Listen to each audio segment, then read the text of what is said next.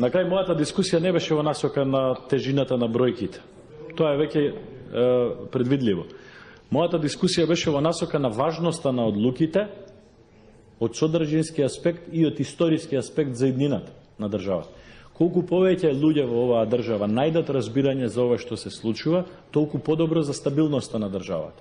Колку повеќе можете да ги подобрите содржински овие амандмани, толку подобро за стабилноста на државата. Разбирате, колку повеќе луѓе ги и ќе најдат енергија да речат ова мора, разбирлива енергија, толку подобро.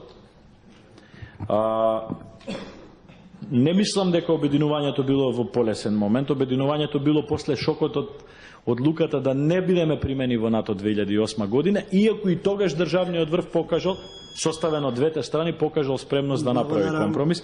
Да завршам само едно прашање. Да бидам прецизен. Не реков дека Република Грција нема да го промени односот спрема државата наша, македонската држава. Ќе го промени на позитивно. Но нема да го промени односот спрема македонскиот народ и македонскиот јазик.